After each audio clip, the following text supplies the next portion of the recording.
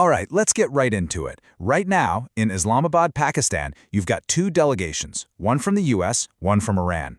They're in the same city, maybe even the same building, and honestly, the whole world is holding its breath, waiting to see if they'll actually sit down and talk. And that, right there, is the million-dollar question we're trying to figure out today. Is this a real, genuine push for peace, or is this all just one giant, high-stakes bluff? Because frankly, the signals we're getting are pointing in every direction. And the stakes? They couldn't be higher. Let's just start with the money, because it affects all of us. A barrel of oil is sitting at over $105. Now that is not just some number on a trading screen. That's hitting you directly, right at the gas pump, at the grocery store, pretty much everywhere. Now for the number that truly matters, the human cost. Nearly 3,400 people dead since this conflict kicked off. And every single day that goes by, that number just keeps climbing. And it's been going on for 56 days. Think about that. That's almost 2 full months of fighting, of uncertainty, of loss. So the pressure to get something, anything, done in Islamabad is absolutely immense. So who are the people on the ground actually trying to break this thing open? Now, you gotta understand, this is not the big final summit where a peace treaty gets signed. Think of it more like a round zero, a critical meeting to see if a real deal is even in the cards. For the Americans, you've got Special Envoy Steve Witkoff, and in an unofficial but very powerful role, Jared Kushner. And representing Iran, their foreign minister, Abbas Araghchi, who is already there taking meetings. But you know what's almost more interesting? It's who isn't at the table. The big guns from the first round of talks, U.S. Vice President J.D. Vance and Iranian Speaker Ghalibaf, they're both sitting this one out. And that tells you everything. This meeting is all about dipping a toe in the water, not diving in head first. So who are these two guys from the U.S. side? Well, they're known as Trump's dealmakers.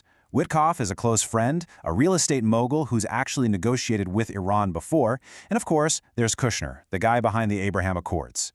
The White House is feeling the heat to make something happen, and by sending these two, they're signaling one thing loud and clear. We think these are the guys who can close the deal. Okay, this is where things get, well, really murky. We're getting signals that are complete opposites. What Iran is saying in public just does not seem to match what's happening behind the scenes. So, here's the official word from Tehran. The Iranian Foreign Ministry comes out and says, flatly, no meeting is planned. They're saying they'll just pass some notes through their Pakistani hosts. Seems pretty cut and dry, right? Case closed? Well, not so fast. Because the reality on the ground seems to tell a totally different story. I mean, come on, Iran's foreign minister didn't fly to Islamabad for the tourism. On top of that, the White House is on the record saying Iran requested this whole thing. And you have Pakistan, a seasoned mediator in the region, working overtime to try and make a direct meeting happen.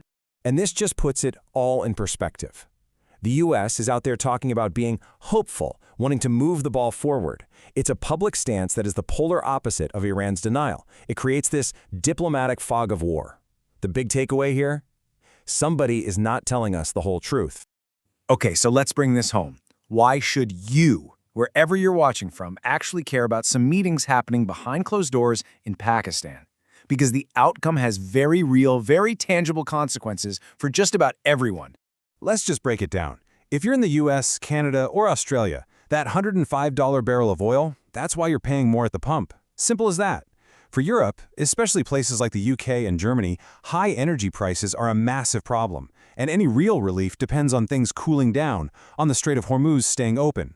But this is bigger than just your wallet. This is about global economic stability. A breakthrough here could literally mean relief for family budgets across the Western world, maybe even within weeks. It could calm down some seriously volatile markets. So with everything from gas prices to global security hanging in the balance, how could this actually play out? Well, it really boils down to 3 main possibilities, and they range from a huge breakthrough to a total disaster. So, outcome 1, the best case scenario. They actually meet face to face, and they hammer out a basic framework for peace. Outcome 2 is the middle ground. No direct meeting, but they exchange real proposals through the Pakistanis. You know, progress, but slow. And then there's outcome 3, a complete and total breakdown. The talks collapse.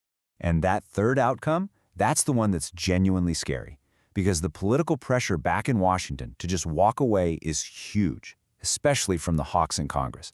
I mean, look at this quote from the chair of the Senate Armed Services Committee. It shows that for some really key people, patience has completely run out. A failure in Islamabad could be seen as the last straw, the green light to go back to military options.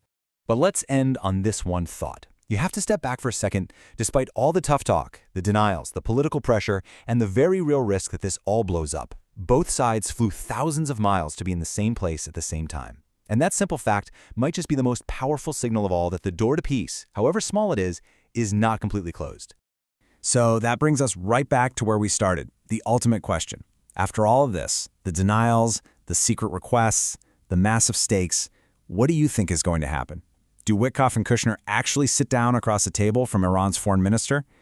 I want to know what you think. Let me know your gut prediction. A simple yes or no.